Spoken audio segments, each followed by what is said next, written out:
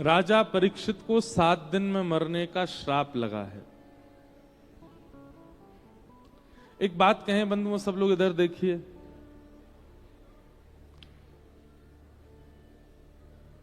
किसी वैदिक पुरुष, किसी ब्रह्मनिष्ठ पुरुष, किसी भगवत भाव वाले व्यक्ति के हृदय को जब हम पीड़ा देते हैं ना,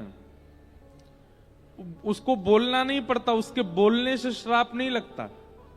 जब आप किसी वैष्णव के चित्त को पीड़ा देते हैं, उसके हृदय की पीड़ा ही आपके लिए श्राप है।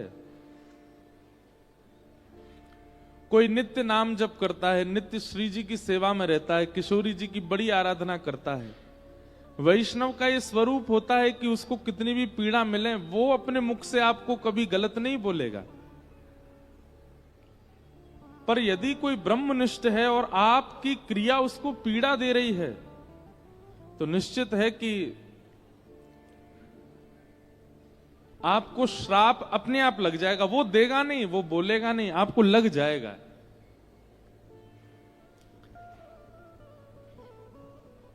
और सावधानी से सुनिएगा।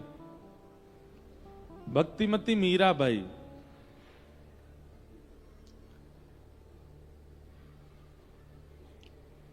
खूब पीड़ा दी।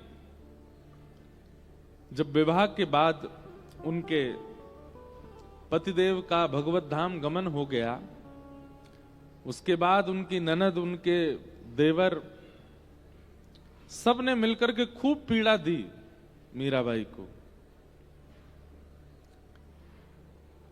पर मीराबाई ने कोई प्रत्युत्तर नहीं दिया।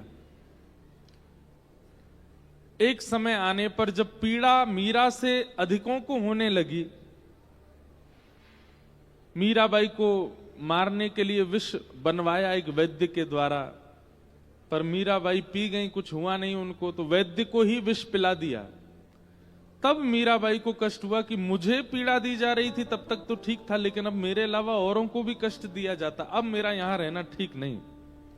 और गोस्वामी तुलसीदास जी से अनुमति लेकर के मीराबाई चली गई। जैसे ही मीराबाई ने मेवाड़ का त्याग किया, मेवाड़ में भूखमरी होने लगी। वर्षा नहीं हुई कितने वर्षों तक। पृथ्वी ने अन्न उगाना, फल उगाना, वनस्पतियों को प्रकट करना बंद कर दिया। अनेक प्रयास करने पर भी किसी भी प्रकार का कोई प्रयोजन नहीं हुआ। कितने वर्षों तक वर्षा नहीं हुई वहां पर, और इसके कारण लोग पलायन करने लगे, और जो पलायन नहीं कर पा रहे थे उनकी वहीं मृत्यु होने लगी। तब तत्कालीन मेवाड़ के जो राजा थे, मीराबाई के देवर राणा, उन्होंने किसी गुरु से जाकर के कहा कि हमारे मेवाड़ को पता नहीं क्या हुआ है, यहां कुछ नहीं हो रहा है। तब उन्होंने आज्ञा करके कहा, वैष्णव अपराध, तुमने किसी भक्त को पीड़ा दी है, और भक्त को पीड़ा देने पर भक्त तो श्राप देता नहीं, पर उसके चित्त को जब पीड़ा होती है ना, वो पीड़ा ही श्राप रूप बन जाता है। जब तक वो भक्त स्वयं आकर के अगर इस भूमि को और यहां के लोगों को क्षमा नहीं करेगा, तब तक यहां ऐसी स्थिति बनी रहेगी। तब राणा जी को पता चला कि मैंने अपनी भाभी मीरा को बहुत कष्ट दिया है, और तब मीराबाई को वापस बुलवाने के लिए उन्होंने अनेक प्रयास किए, पर मीराबाई लौट करके नहीं आई। द्वारिकाधीश से प्रार्थना कर दी कि मेवाड़ आनंद में हो जाए, खुशहाल हो जाए, मेवाड़ में सब सुखी हो जाएं, आप कृपा कर दो, पर मैं अब वापस नहीं जाऊंगी। तब कहते हैं मीराबाई की कामना की पूर्ति के लिए ही हमारे श्रीनाथ जी मेवाड़ में आकर के विराज गए। भक्त का अपराध दूर करने के लिए भूमि से ठाकुर स्वयं पधारे। फिर आज भी श्रीनाथ जी मेवाड़ में विराज रहे हैं। तो ऐसा नहीं होता है कि आपने कुछ गलत मुझसे बोल दिया या आपने किसी वैष्णव का अपराध कर दिया तो वो हाथ में जल लेकर के कहेगा जा तेरा नाश हो जाए, ऐसा नहीं होता है। आप किसी वैष्णव को पीड़ा दे देते हैं, वो शांत होकर चला जाता है, वही श्राप है आपके लिए। इसलिए कभी किसी वैष्णव का, भक्त का, ब्रह्मनिष्ठ का कभी कोहित मत चाहिए यार। और रही बात, कई लोग ऐसे होते हैं वो बात बात पर श्राप ही देते रहते हैं। कई लोग ऐसे होते हैं उन पर श्राप ही होता है, बोले अच्छा तेने अगर मेरे संग ऐसा किया तेरे संग ऐसा हो जाएगा। तो जो बात बात पर श्राप देते हैं, कलयुग में उनकी बात का कोई प्रभाव नहीं होता। मैं एक बार कहीं बता रहा था कथा में कि मैं गिरिराज जी की परिक्रमा दे रहा था, तो परिक्रमा देते देते मेरे पीछे 2-4 बालक चल रहे थे, कुछ दे दो दे दो दे दो मांग रहे थे। और एक को दे दिया, वो अपने रिश्तेदारों को लिया और मांगो। अरे मैंने की खाली जेब है मेरी, कुछ है नहीं मेरे पास। बोले दे दे, तेरा भगवान भला करेगा, यूं होगा त्यों होगा। जब नहीं दिया तो बोले रुक जा, आगे चल, तेरा पांव टूट जाएगा। तो जो बात बात पर ऐसा आपको कह देते हैं, कई ऐसे लोग होते हैं, कई बहुत गलती से ज्ञानी बन जाते हैं ना लोग, वो भी ऐसे हो जाते हैं, अच्छा हमारा अपमान कर रहे हो, जाओ तुम्हारा ऐसा हो जाएगा। घबराने की आवश्यकता नहीं। जो बोल करके करते हैं कलयुग में उनका श्राप नहीं लगता, पर जो वास्तविक होते हैं उनके हृदय को पीड़ा होती है ना, तो वो बुरा तो आपका नहीं चाहेंगे, पर उनकी हृदय की पीड़ा ठाकुर जी तक पहुंच जाती। भक्त भक्ति भगवंत गुरु चतुर नाम वपु एक। भक्त को दी गई पीड़ा ठाकुर जी तक होती है, और ठाकुर जी उसका बदला लेते हैं। इसलिए कभी किसी का अनहित मत चाहिए।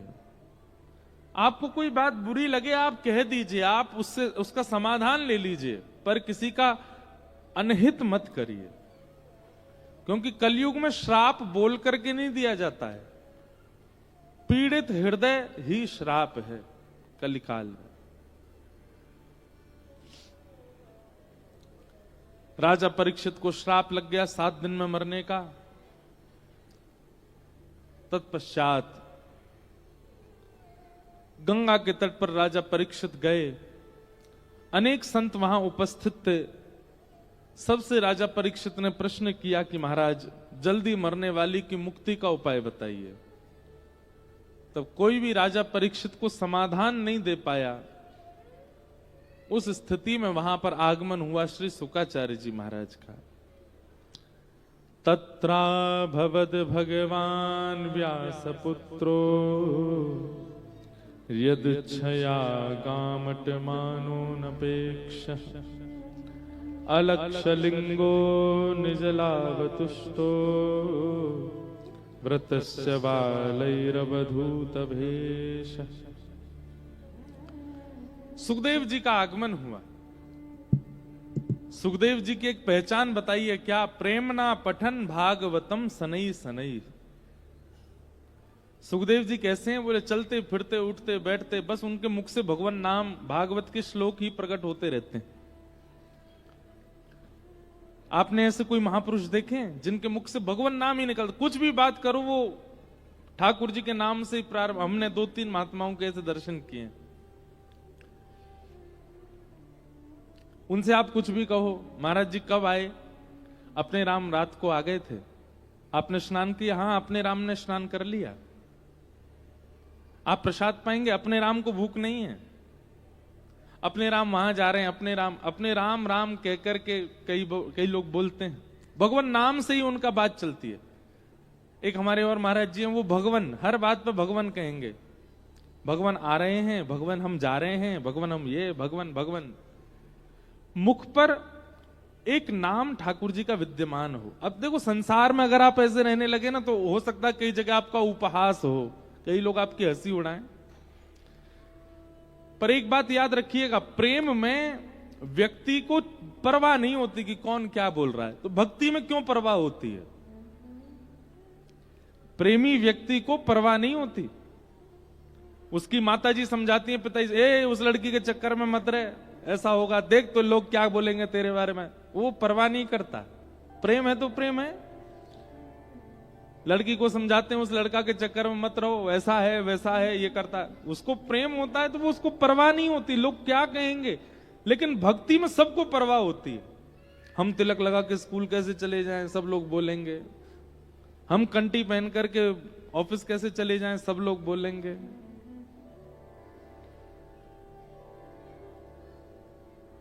हम प्याज क्यों ना खाएं, हमारे दोस्त क्या बोलेंगे। हम पिए क्यों ना, वो लोग क्या सोचेंगे।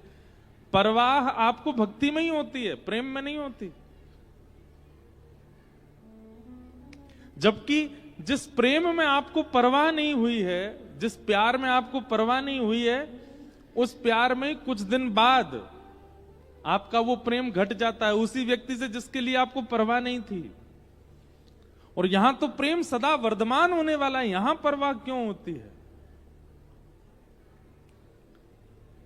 अगर एक बार भी आप कृष्णाश्रित हो चुके हैं, कृष्ण पथ पर चल चुके हैं, भक्ति पथ के अनुगामी हो चुके हैं, हमारी हाथ जोड़ के विनती है, परवाह मत कीजिएगा। फिर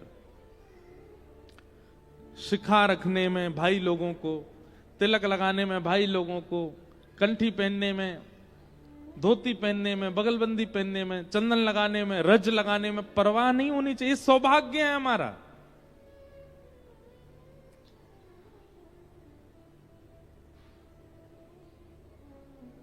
हम तो एक बात और कहते हैं, अगर आप वैष्णव हो और अभी तक अब आपका विवाह नहीं हुआ है और विवाह के लिए माता पिता फोर्स कर रहे हैं, तो अपने बायोडाटा में यह भी मेंशन करवाइएगा कि आप वैष्णव हो, आप हर महीने वृंदावन जाते हो, आप नाम जप करते हो, आप तिलक लगाते हो, आप कंठी पहनते हो, आप इन महाराज जी को सुनते हो।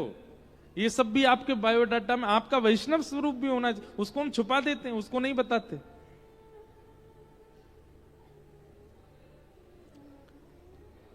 कम से कम सामने वाला अगर व्यक्ति आपसे विवाह करना चाहता, उसको पहले से पता तो होगा कि आप इस व्यवहार में हो। अगर वो योग्य होगा तो ही विवाह करेगा। अगर उसको लगेगा कि मैं इसके संग निर्बंध नहीं कर सकता तो नहीं करेगा। ये तो मेंशन होना चाहिए आपके बायोडाटा में भी। आप कथा सुनते हो, आप तिलक लगाते हो, आप मांस मदिरा का सेवन नहीं करते हो, आप हर महीने वृंदावन जाते हो, ऐसे संकल्प होने चाहिए।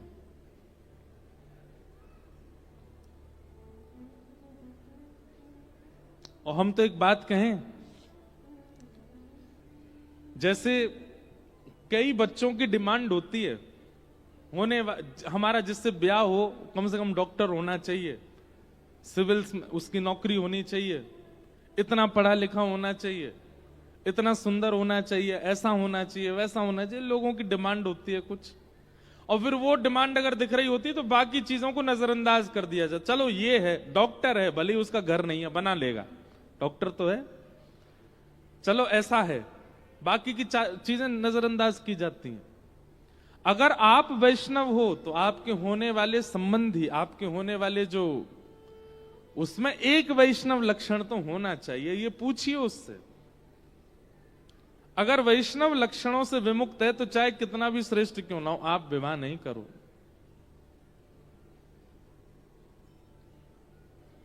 संबंध भी उसी से करना है जो कृष्ण प्रेमी हो। विलंब होगा, समय लगेगा, लेकिन कम से कम भक्ति भाव तो बना रहेगा। और इसके बाद भी ना मिले तो फिर वही हमने एक दिन कथा में बताया था ना, ठाकुर जी प्रतिकूल व्यक्ति तब देते हैं मानो उसके अधिकार का प्रेम भी ठाकुर जी चाहते हैं, इसलिए प्रतिकूल व्यक्ति दे देते हैं। पर फिर भी प्रयास करो, वैष्णव ही हो। देखिए, वैष्णव से विवाह करने में, वैष्णव के संग करने में, और केवल विवाह की बात नहीं है, मित्रता भी वैष्णव से ही करो। आप कहोगे ढूंढने से नहीं मिलते महाराज जी, कॉलेज, यूनिवर्सिटी, स्कूल, ऑफिसेज में कोई वैष्णव है ही नहीं, तो किसी से मत करो, व्यवहार मात्र करो, नाटक करो मित्रता का।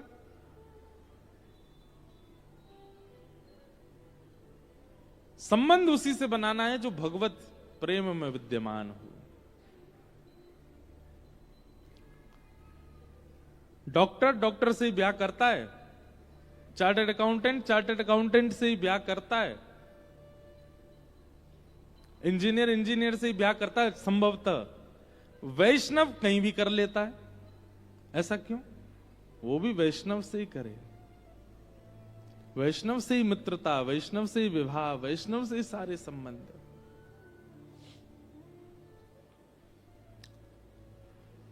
और हमको प्राप्त करना चाहते हो, आप अपना ऐसा प्रस्ताव रखो, तो आपको वैष्णव होना पड़ेगा। अंगद जी महाराज की चरित्र आता है भक्तमाल जी में। उनका विवाह हो गया एक परम सुशीला, परम वैष्णव, परम भक्ता से। वो नित्य कथा सुनती थी, नित्य मंदिर जाती थी, नित्य भगवत सेवा करती थी, पर संभवतः अंगद जी जो थे वो बिल्कुल भक्त नहीं थे, भगवत भक्त नहीं थे, पत्नी भक्त पूरे थे, पत्नी के भक्त थे।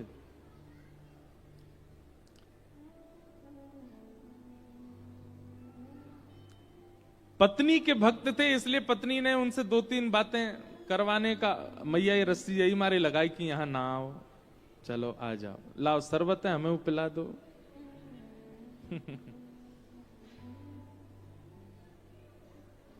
क्या चाय ले जा रही हैं कि शरबत है? चाय? श्रोता चाय पिएंगे, कथा सुनेंगे?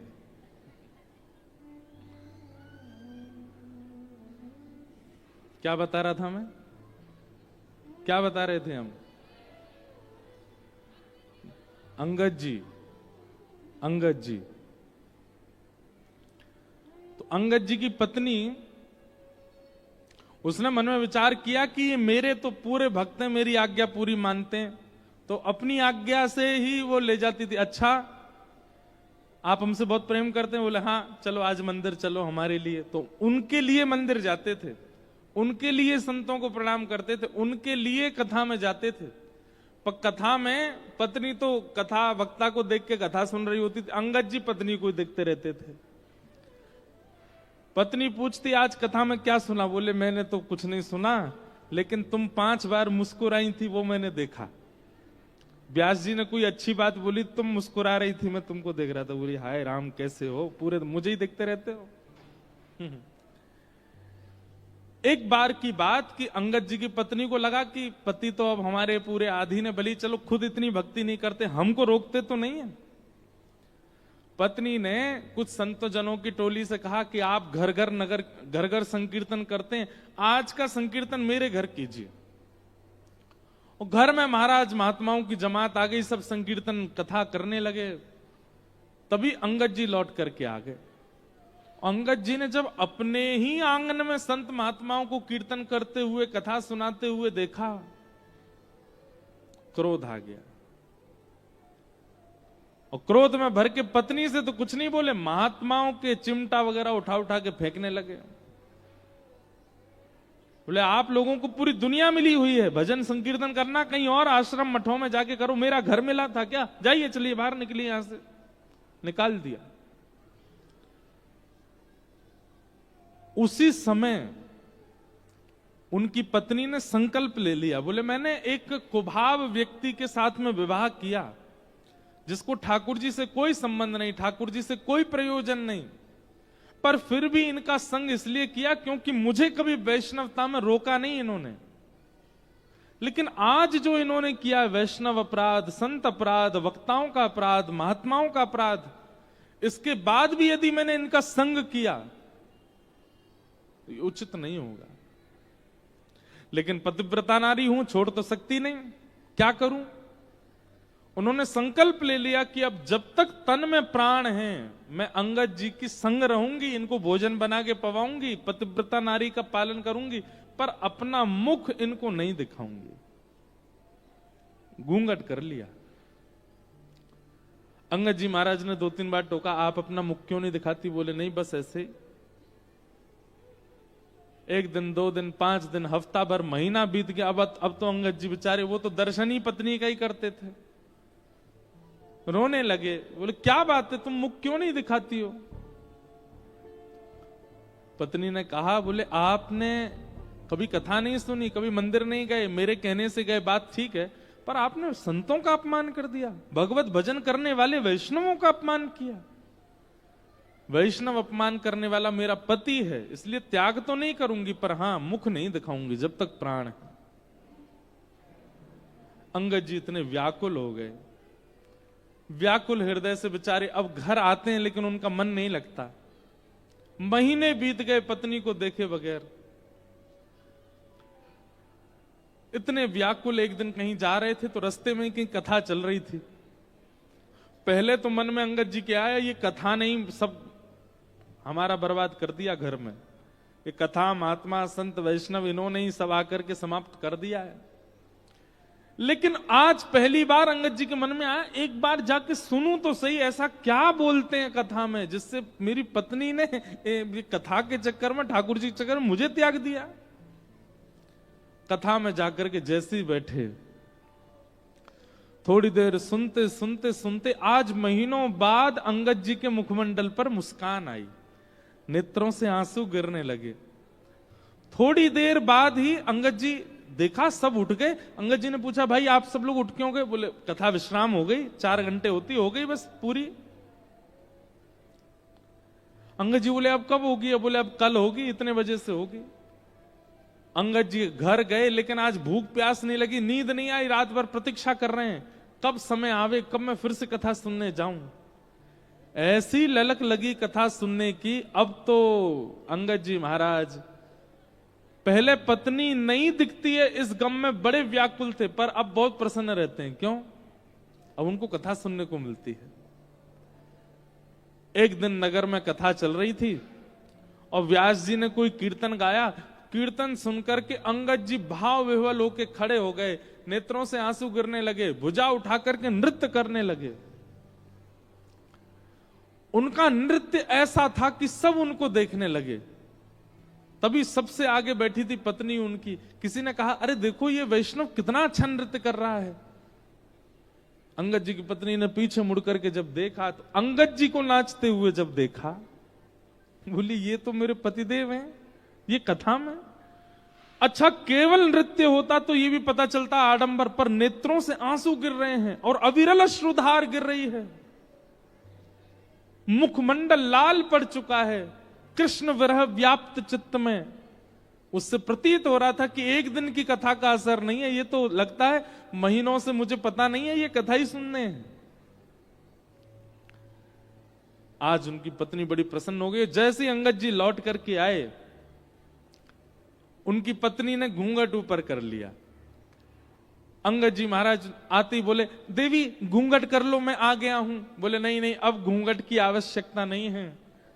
पति जब कृष्ण विमुख हो गया था, पति जब वैष्णव विमुख हो गया था, तो उससे मुख छुपाना था, पर अब वो जब सन्मुख हो गया तो उससे मुख, आप भी वैष्णव हो गए हो, आपसे मुख कैसे क्यों छुपाऊं? लीजिए देख लीजिए, 6 महीना हो गए आपने देखा नहीं मेरा मुख, देख लीजिए। अंगद जी ने नेत्र भर के देखा। पत्नी बोली, अब आप प्रसन्न हैं? अंगद जी बोले, सही बताऊं? बोले हाँ। पहले तुम्हारा मुख रूप देखने में जो सुख मिलता था ना, अब वो इच्छा नहीं हो रही है मेरी। अब मेरी इच्छा समाप्त हो चुकी है। देवी तुम बहुत सुंदर हो, तुम्हारे रूप बहुत सुंदर है, पर पता नहीं क्यों जब से मैंने कृष्ण के गुण सुने हैं, जब से मैंने ठाकुर जी के लक्षण सुने, अब आपका रूप सुंदर बना रहे, पर अब इच्छा आपको देखने की नहीं, अब तो परमात्मा को देखने की, अब तो श्री कृष्ण को देखने की।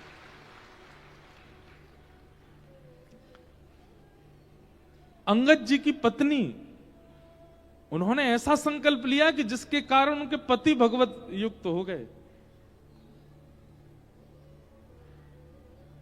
हम इतने कठोर कदम उठा सकते हैं भक्ति भाव में? नहीं उठा पाएंगे।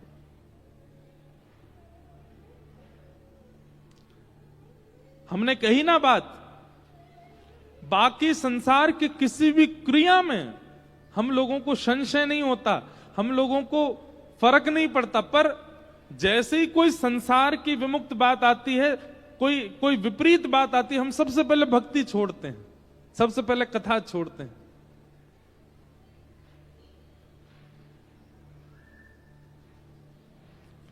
अभी सागर में हमारी कथा थी, वहां एक वैष्णव बालिका आई कथा में, तो कथा के बाद जब सुबह मिलने के लिए आई तो अब रूप से पता चल जाता है कि कुछ क्रम चल रहा था विवाह का उनके घर। तो आकर के बोली, महाराज जी मेरा विवाह है परसों, हमको निकलने नहीं दिया जाता बाहर, पर हमें पता चली कि कथा होने वाली है सागर में, हम घर वालों से लड़ लिए कि नहीं जाएंगे, महाराज जी आ रहे हैं, कथा हो रही है, इसमें तो जाना है। लोगों ने बहुत रोका टोका, बातें भी बनाई रिश्तेदारों ने, पर हमको कोई फर्क नहीं पड़ा कि ठाकुर जी आए, गिरधर लाल जी आए हैं तो दर्शन तो करना है। जैसा त्याग, जैसा समर्पण, जैसी स्वतंत्रता संसार के विषय के प्रति होती है, ऐसी ठाकुर जी के प्रति हो जाए।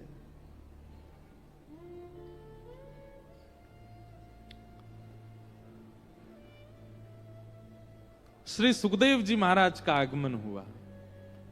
प्रेमना पठन भागवतम सनई सनई, उनके मुख से अपने आप ही भगवान नाम निकलता रहता है, भागवत जी के श्लोक निकलते ही रहते हैं। वो चलते फिरते उठते बैठते ठाकुर जी का स्मरण करते ही रहते हैं। देखिए एक बात हम आपसे कहें, हो सकता है कई लोगों को हमारी बात अनुचित लगे, पर हम एक बात आपसे निवेदन करना चाहते हैं। कई लोगों को हमने देखा है, कई महापुरुषों को भी हमने देखा है, वो चलते फिरते ये जपते रहेंगे, हाथ में लिए घूमते रहेंगे। छोटी छोटी मनका वाली भी होती है, उसको ऐसे लिए घूमते रहेंगे, जैसी चाय आ जाएगी सो पकड़ के चाय भी पी लेकर हाथ धोके फिर जपते रहेंगे। ये दिखाना नहीं है। 24 घंटे हाथ में माला। हमारे पूज्य पिताजी महाराज कहते हैं, ठाकुर जी उस दिन मिल जाएंगे जिस दिन माला जपते जपते जपते माला छूट जाए, नाम ना छूटे। ये साधन है। साधन 24 घंटे नहीं रहना है हाथ में, नाम होना चाहिए जिह्वा पर। इसके बिना अगर नाम प्रकट नहीं होता है तो कहीं ना कहीं आपकी भक्ति में चूक है। आपको जरूरत पड़ती है, एक साधन मिलेगा तो ही आप नाम जप कर पाओगे। हमारी कई परंपराओं में माला झोली संग रख करके नाम जप करने की वो परंपरा बनी रहे, उसका खंडन नहीं है, पर उस परंपरा से विलग लोग भी कई ऐसे हैं, वो 24 घंटा ठीक है कथा सुन रहे हैं, माला नाम जप चल रहा है, वृंदावन जा रहे हैं नाम जप चल रहा है, मार्ग में है नाम जप चल रहा है, चलता है, पर चलते फिरते उठते बैठते खाते पीते और नाम जप चलते ही जा रहा है, ये इसकी आवश्यकता नहीं है। नाम हृदय में होता है, नाम जिह्वा पर होता है, नाम मन में होता है, वहां चलते रहना चाहिए।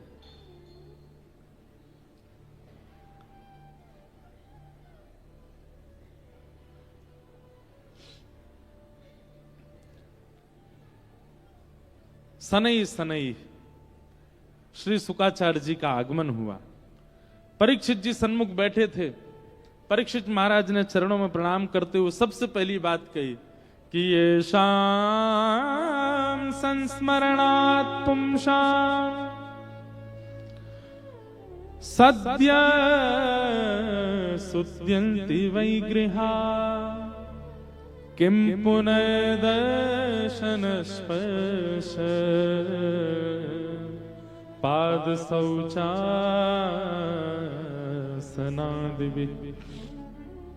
महाराज मैं आपके चरणों में प्रणाम करता हूं। आप जैसे महापुरुषों का घर बैठकर के स्मरण करने मात्र से पवित्रता आ जाती है। हमारे राधा वल्लभ संप्रदाय में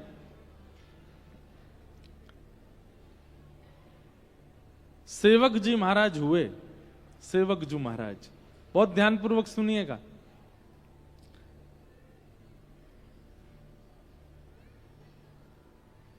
सेवक जू के चरित्र में एक बहुत सुंदर कथा आती है। देखिए बहुत ध्यान से सुनिएगा, बहुत बड़ी एक रहस्यात्मक बात है। हमने लिख रखी है एक जगह, इसलिए हम वहीं से देख के बताएंगे। तो श्री सेवक जू महाराज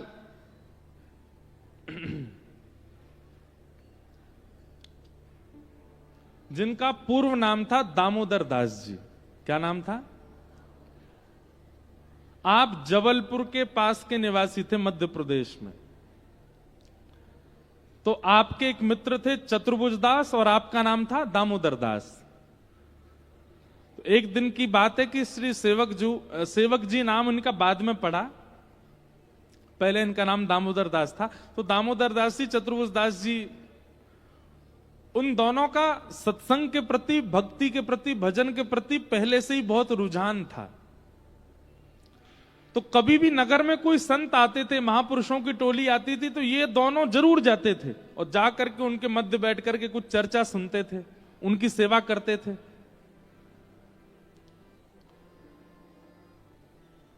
एक बार वृंदावन के कुछ संतों की टोली आई और ये दोनों जाकर के चुपचाप बैठ गए, उनकी सबकी चर्चा सुनने लगे। तभी उन महापुरुषों ने ऐसे निकुंज रस का भाव कहा। निकुंज रस किसको कहते हैं? जहां पर रास विलास, जहां पर प्रिया प्रियतम की अंतरंग चर्चाएं, जहां पर मान लीला, दान लीला आदि आदि लीलाओं का चर्चा का प्राकट्य प्रादुर्भाव होता हो, विशेष रूप से रास का भाव जहां प्रकट होता हो, उसको निकुंज लीला कहते हैं। तो जैसे ही निकुंज लीला का उन्होंने वाचन सुना तो दामोदर दास और चतुर्भुज दास दोनों अत्यंत लीन हो गए लीला में, मानो जैसे खो गए हों। और जब होश में आए तो बहुत समय व्यतीत हो चुका था, पर उनको ऐसा लगा अभी 2 ही क्षण निकले हैं। तुरंत उनने उन संत चरणों के चरण पकड़ लिए, बोले भगवान, ये जो लीलाएं आप सुना रहे हैं, ये जो भाव आप सुना रहे हैं, इन लीलाओं का, इन भावों का उद्दीपन कहां से मिला आपको? किसने किया? तब उन संत महापुरुषों ने बताया, बोले वृंदावन में श्री हित हरिवंश महाप्रभु विराजते हैं, उनके द्वारा ये भाव प्रकट किए गए। उसी समय चतुर्भुज दास और दामोदर दास जी के चित्त में आ गया कि हम वृंदावन जाएंगे और श्री हितरवंश महाप्रभु के अनुगत्य को स्वीकार, उनके ग्रहण करेंगे। लेकिन किसी कारणवश नहीं जा पाए वृंदावन, बहुत दिन हो गए। एक दिन उन्हीं संतों की टोली फिर आई और फिर से उनसे चर्चा जब सुनी तो चर्चा सुनने के बाद दामोदर दास, चतुर्भुज दास दोनों ने कहा, अब हम वृंदावन जाने के लिए तैयार हैं, अब हम जाकर के उनका आश्रय लेंगे। तभी उन संतों में से किसी ने कहा, बोले भैया अब तो बहुत विलंब हो गया। बोले क्यों? बोले महाप्रभु जी तो भगवद लीला में प्रवेश हो गए। हितरवंश महाप्रभु मानसरोवर, यमुना पल्ली पार ठाकुर जी का चिंतन करते करते ठाकुर जी की लीला में ही प्रवेश कर गए हैं। ये बात जैसे ही सुनी दोनों व्याकुल हो गए। लेकिन दामोदर दास जी तो इतने व्याकुल हो गए, इतने व्याकुल हो गए,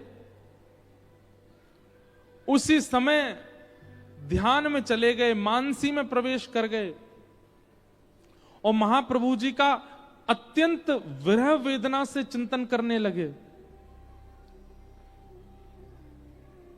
ऐसा कहते हैं उनका चिंतन इतना प्रगाढ़ था, इतना दिव्य था, इतनी उत्सुकता से महाप्रभु जी को याद कर रहे थे, नेत्रों से अश्रु प्रकट हो रहा था।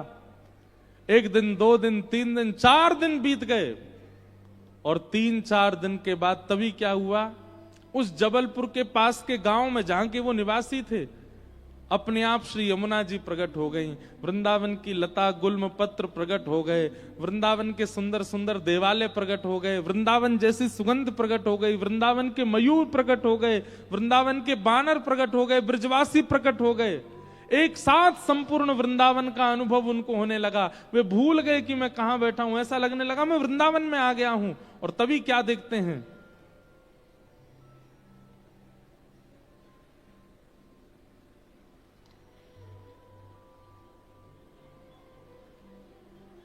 बिस्कुट आए हैं, चाय भी आ गई, बिस्कुट भी आ गए।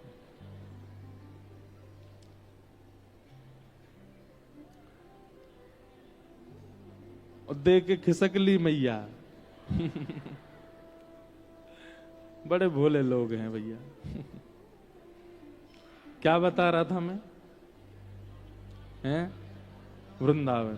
हाँ, नहीं, दामोदर दास जी का वृंदावन प्रकट हुआ।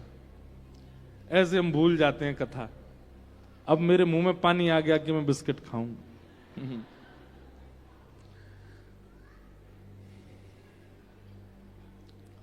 सब कुछ वहीं प्रकट हो गया। और तभी ऐसा पहले भी कई महापुरुषों के साथ हो चुका है और आज भी हुआ है। मैंने एकादों के दर्शन किए हैं जिनके गुरु शरीर से नहीं है, लेकिन फिर भी उन्हीं गुरु से उनको दीक्षा प्राप्त हुई। हितरवंश महाप्रभु प्रकट हो गए, प्रकट होकर कहने लगा, अरे क्यों रोते हो, क्यों इतने व्याकुल हो रहे हो, क्यों इतने विरह भाव में? बोले, आप मुझे बिना अपना अनुगत्य दिए अपनी लीला में प्रवेश नहीं हो सकते। आपसे मेरी प्रार्थना है, पहले मुझे अपना अनुगत्य प्रदान कीजिए। महाप्रभु श्री हितरवंश जी ने सदेह प्रकट होकर के और दामोदर दास जी को कृपा पात्रता प्रदान की, उनको दीक्षा प्रदान की। राधा वल्लभी संप्रदाय में उनको दीक्षित किया, राधा नाम महिमा, राधा नाम का मंत्र प्रदान किया। ऐसा संभवतः उस काल में पहली बार हुआ था कि गुरुजी सशरीर पृथ्वी पर नहीं है, लेकिन शिष्य के आर्त भाव से, शिष्य के प्रेम भाव से गुरुजी को आना पड़ा और आकर के दीक्षा देनी पड़ी। और तब उनको दीक्षा प्राप्त हुई।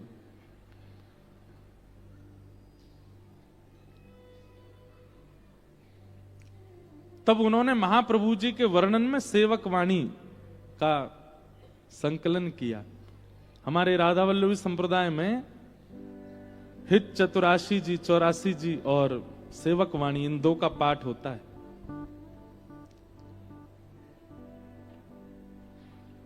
सेवक जी के इस पूरे महत्व को जब श्री वृंदावन में हितरवंश महाप्रभु के पुत्र वनचंद्र जी ने जब सुना, तो वनचंद्र जी ने संकल्प लिया कि जब सेवक जी वृंदावन आएंगे तो मैं खूब सारे रत्न, खूब सारे आभूषण, खूब सारे, जैसे नंदोत्सव पर रत्न लुटाए गए थे, ऐसे लुटाऊंगा जिस दिन सेवक जी आएंगे। इतनी सुंदर लीला है, मुझे आज अचानक याद आ गई है। सेवक जी जब पहली बार वृंदावन आए तो कैसी लीला घटी। श्री राधा वल्लभ लाल जी खड़े थे और वनचंद्र जी उनकी सेवा श्रृंगार कर रहे थे, आरती कर रहे थे।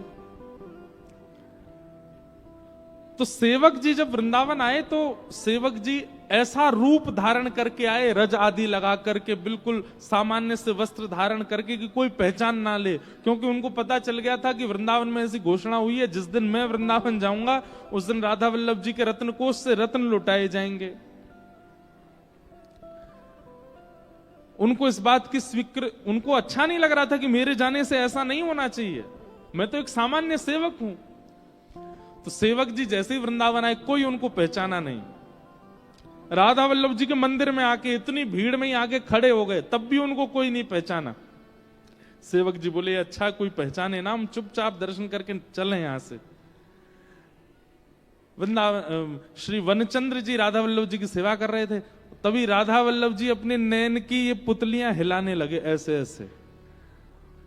तो वनचंद जी ने पूछा, जय जय क्या हुआ? तो ठाकुर जी इशारा करके ऐसे बताने लगे, देखो कोई खड़ा है पीछे। और ठाकुर जी ने अपने नेत्रों के इशारे से बताया। जैसे ही वनचंद जी ने पीछे देखा, कहां? तो ठाकुर जी ऐसे नेत्र हिलाने लगे, वहां वो देखो पीछे खड़े हैं, वही हैं सेवक जी, इनका जिनके लिए तुमने घोषणा की थी। तुरंत वनचंद्र जी गए, जाकर के सेवक जी को हृदय से लगाया। सेवक जी बोले, आप मुझे कैसे पहचान गए? तब वनचंद जी के नेत्र सजल हो गए, बोले कि भैया, किसी का रूप उसकी पहचान होता है, किसी के गुण उसकी पहचान होते हैं, किसी की वाणी उसकी पहचान होती है, किसी का ज्ञान उसकी पहचान होती है, पर आपकी पहचान तो राधा वल्लभ जी करा रहे हैं, आपकी पहचान तो राधा वल्लभ जी बता रहे। बोले, ये खड़े सेवक जी। ऐसे श्री सेवक जी हुए।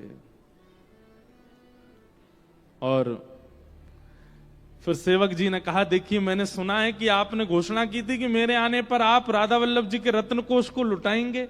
ऐसा मत कीजिए, राधा वल्लभ जी के रत्नों को, आभूषणों को आप इस प्रकार मत कीजिए। बोले अब हम घोषणा तो कर चुके हैं, कुछ तो करना पड़ेगा। बोले ठाकुर जी पर चढ़े हुए आभूषणों को मत कीजिए, मैं कोई इतना बड़ा व्यक्ति नहीं हूं, मैं कोई ऐसा नहीं हूं मेरे लिए आप ये करें। हाँ, आपने अगर घोषणा कर दी है तो फिर इसके प्रति कोई और लड्डू लुटा दीजिए आदि। तो बोले नहीं नहीं, रत्न ही लुटाने हैं। तो कहते हैं वनचंद्र जी ने नए रत्न बनवाए, अमनिया। अमनिया किनको कहते हैं? जो ठाकुर जी को अभी पधराए नहीं गए उनको अमनिया कहते हैं। अमनिया रत्नों को लुटाए। लेकिन ऐसे श्री सेवक जी महाराज। ये बात हमने क्यों बताई?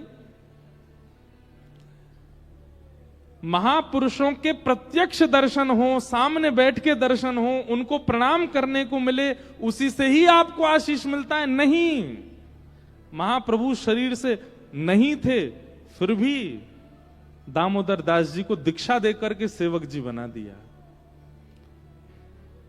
ये बात श्रीमद् भागवत में लिखी है, येषाम संस्मरणात् पुंसाम सुध्यन्ति वै गृहा किम पुनर्दर्शन स्पर्श पाद शौचासनादि भी। घर बैठ के आपके चिंतन में प्रगाढ़ता होनी चाहिए, आपके चिंतन में तत्परता होनी चाहिए। आपके गुरु तो जहां बैठे हो वहीं प्रकट हो जाएंगे, वहीं दर्शन दे देंगे। चाहे आपके स्वप्न में दर्शन दें, चाहे आपके अनुभव में दर्शन दें। कई लोग हमसे कहते हैं आप दीक्षा क्यों नहीं दे रहे हमको? हम सोचते तो हैं कि हम देंगे, पर हमको बहुत डर लगता है गुरु बनने में। हमको लगता है हम कथा वक्ता ही ठीक हैं। अब कई बालक हमको पता आरोप भी लगाते हैं। बोले आपको आरोप है। मैंने क्या आरोप है? बोले हमको कथा सुना करके कृष्ण भक्त बना दिया, और जब हम कह रहे हैं कि हमारा हाथ पकड़ लीजिए तो आप हमको दीक्षा नहीं दे रहे हो। हमें कृष्ण भक्ति सिखाई ही क्यों जब आपको दीक्षा नहीं देनी थी? कई लोग ऐसे आरोप भी देते हैं। हमारे पूज्य पिताजी महाराज तो कई बार नाराज हो जाते हैं हमसे, परंपरा क्यों नहीं संभाल रहे हो। पर हम ऐसा नहीं है कि हम नहीं करेंगे, पर अभी हमको अपने मन से तो भाव आवे, हमारे लाल जी आज्ञा तो करें। वास्तव में बताएं, चेला बनने में जितना सुख है गुरु बनने में सुख नहीं है। हमारे बाल बाबा महाराज कई बार अस्वस्थ रहते हैं, लेकिन फिर भी यहां देखो कितनी भीड़ लगी रहती है। कई बार बेचारे स्वयं कथा नहीं सुन पाते। क्यों? इतने सब भक्तजन, इतने वैष्णव जन लगे रहते हैं आगे पीछे, और हम लोग, आप लोग देखो कितने आनंद से कथा सुनते हैं। पूरी योजना बनाई महाराज जी ने, महाराज जी नहीं सुन पाते। क्यों? गुरु हैं। लेकिन आज एक बहुत विशेष दिन है महाराज जी। हमारे पूज्य पिताजी महाराज को आज 50 वर्ष पूरे हुए हैं कथा करते हुए। आज उरई में जहां पिताजी की कथा चल रही है वहां उत्सव मनाया जा रहा है, दिल्ली में उत्सव मनाया जा रहा है, वृंदावन में उत्सव मन रहा है। हम लोग भी यहां ऊना में मनाएंगे, आज नंदोत्सव मनेगा। देखो, एकमात्र ऐसे भागवत के वक्ता हैं जिन्होंने कई वक्ताओं को 50-60 वर्ष हो चुके हैं, पर एकमात्र ऐसे वक्ता हैं जिन्होंने 50 वर्षों में इतनी कथाएं कर ली। जैसे किसी से नाप तोल नहीं है, लेकिन जैसे हमारे क्रिकेट में सचिन तेंदुलकर के रन इतने ज्यादा हैं कि कोई पकड़ ही नहीं सकता, ऐसे ही कथा वक्ताओं में, भागवत में हमारे पूज्य पिताजी की इतनी कथाएं हो गई हैं कि एक जन्म में तो वो संभव नहीं इतनी करना जितनी उनकी कथाएं हो चुकी हैं। तो आज इस प्रांगण को भी कई बार पिताजी की वाणी का लाभ मिला है, और हमें पिताजी महाराज बताते हैं कि उन्होंने उस वाले पीछे वाले प्रांगण में भी कथा की है, वहां भी कथा की, यहां भी की, बहुत वर्षों से।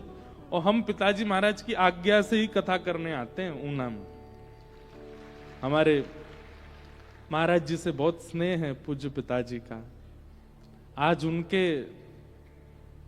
50 वर्ष बहुत होते हैं, या कई लोगों की तो उम्र नहीं है। हमारी खुद की अभी कितनी कम उम्र है, सोच करके हमको लगता है कि हमको 9 वर्ष हुए अभी कथा करते हुए, पिताजी को 50 वर्ष हो गए। लोग कई बार जन्म लेने के बाद जी नहीं पाते 50 साल तक, वो कथा करते करते 50 साल निकल गए। कभी कभी हमें लगता है कि 50 वर्ष तक इतना भागवत को गाया, इतना भागवत को गाया, वो अगर कुछ कह देंगे तो वो काम हो ही जाएगा। हम तो अपने पिताजी से एक ही बात कहते हैं कि पिताजी आप बस एक ही बात कह दिया करो, मैं सदा गिरधर को, गिरधर सदा मेरे, बस मैं आप कह देंगे तो हो जाएगा। ऐसे पूज्य गुरुदेव भगवान को आज 50 वर्ष कथा करते हुए हैं। हमारे पूज्य बाल बाबा महाराज और समस्त ऊना वासियों की ओर से, यहाँ के सब भक्तों की ओर से पूज्य गुरुदेव भगवान को बधाई हो। ऐसी रूखी बधाई नहीं चाहिए, जोर की दो, बधाई हो, बधाई हो, बधाई हो। तो आपके निष्ठा में, आपके संकल्प में, आपके चिंतन में प्रगाढ़ता हो तो गुरु चाहे कहीं हो प्रकट हो जाएंगे सामने, चिंतन में प्रकट हो जाएंगे, स्वप्न में प्रकट हो जाएंगे। ये शाम संस्मरणात् पुंसा।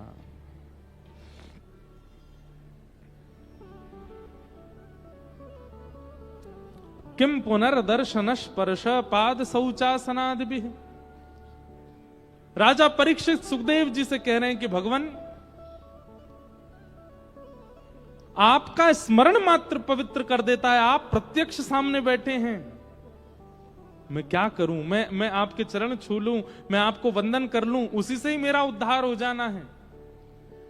आपका चिंतन घर पर बैठने मात्र करने से पवित्रता आ जाती है, आप सामने बैठे हैं मेरे।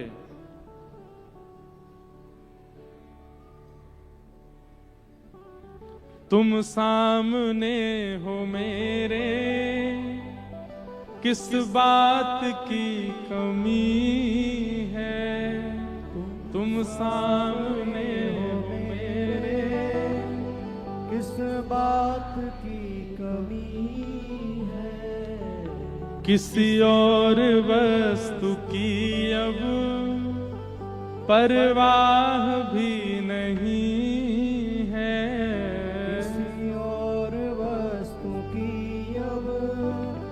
परवाह भी नहीं है।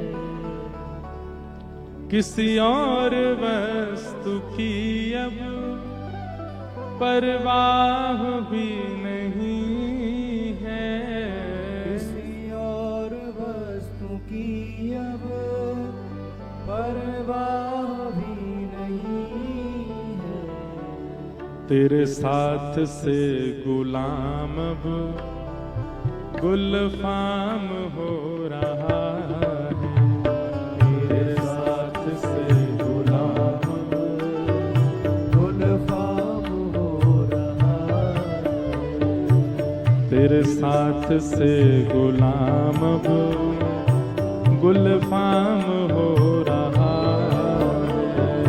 तेरे साथ से गुलाम गुलफाम करते हो तुम कन्हैया,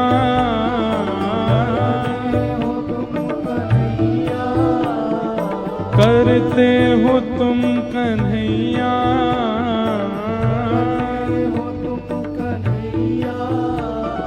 मेरा नाम हो रहा है। मेरा आपकी कृपा से सब काम हो रहा है। मेरा आपकी कृपा से सब काम हो रहा है।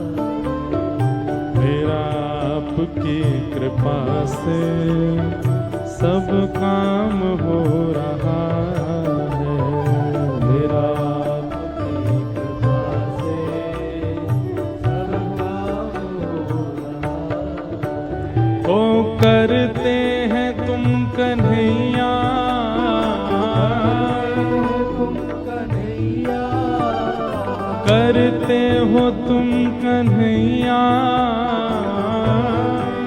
तुम कन्हैया, यहाँ मेरा नाम हो रहा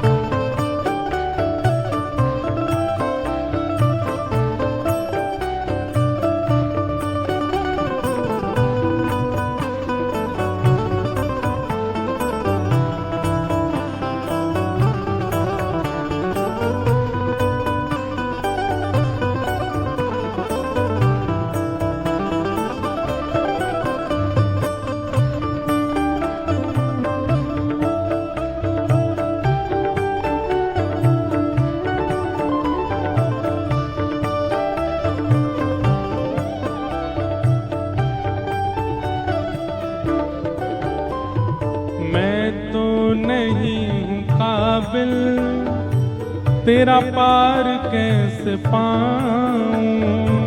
मैं तो नहीं हूँ काबिल, तेरा पार कैसे पाऊं। हाँ मैं तो नहीं हूँ काबिल, तेरा पार कैसे पाऊं। मैं तो नहीं हूँ काबिल, तेरा पार कैसे पाऊं। यहाँ टूटी हुई वाणी से गुणगान कैसे गाऊं। टूटी हुई वाणी से गुणगान कैसे गाऊं। यहाँ टूटी हुई वाणी से गुणगान कैसे गाऊं। टूटी हुई वाणी से गुणगान कैसे गाऊं। तेरी ही प्रेरणा से, तेरी ही प्रेरणा से ये कमाल हो रहा है। तेरी ही प्रेरणा से ये कमाल हो रहा है। करते हो तुम कन्हैया,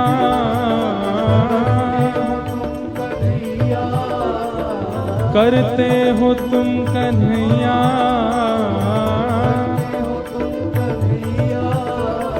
मेरा नाम हो रहा है। मेरा आपकी कृपा से सब काम हो रहा है।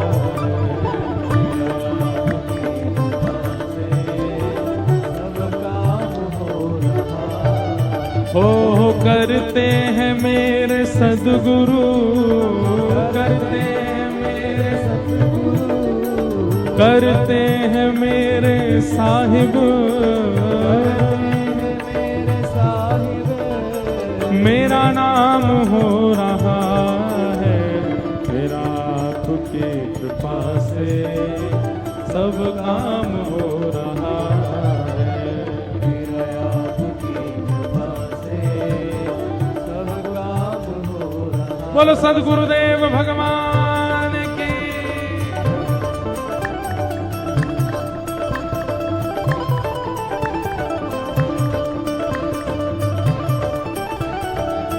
श्री राधा रमण लाल की।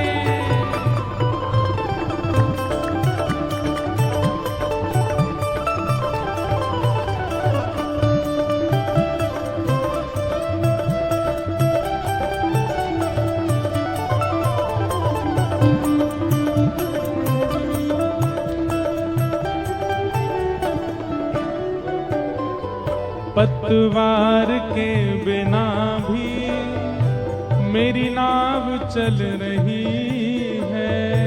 पतवार के बिना भी मेरी नाव चल रही है। हैरान है जमाना, मंजिल भी मिल रही है। हैरान है जमाना, मंजिल भी मिल रही है। यहाँ हैरान है जमाना, मंजिल भी मिल रही है। हैरान है जमाना, मंजिल भी मिल रही है। करता नहीं हूँ कुछ भी, करता नहीं हूँ कुछ भी, सब काम हो रहा है। करता नहीं हूँ कुछ भी, सब काम हो रहा है। ओ करते हो तुम कन्हैया, तुम कन्हैया, करते हो तुम कन्हैया, तुम कन्हैया। यहाँ मेरा नाम हो रहा है। मेरा आपकी कृपा से सब काम हो रहा है। मेरा आपकी कृपा से सब काम हो रहा है। हे मेरा आपकी कृपा से सब काम हो रहा है। आपकी कृपा से सब काम हो रहा है। जय राधे राधे गोविंद गोविंद राधे राधे राधे गोविंद गोविंद राधे राधे गोविंद गोविंद राधे राधे गोविंद गोविंद राधे। जय गोविंद राधे गोपाल राधे राधे गोपाल राधे। गोविंद राधे गोपाल राधे गोविंद राधे गोपाल राधे। जय गोविंद राधे गोपाल राधे गोविंद राधे गोपाल राधे। गोविंद राधे गोपाल राधे गोविंद राधे गोपाल राधे। जय राधे राधे गोविंद गोविंद राधे जय राधे राधे गोविंद गोविंद राधे श्री राधे राधे गोविंद गोविंद राधे जय गोविंद राधे गोपाल राधे गोविंद राधे गोपाल राधे जय गोविंद राधे गोपाल राधे गोविंद राधे गोविंद राधे गोपाल राधे जय गोविंद राधे गोपाल राधे जय गोविंद राधे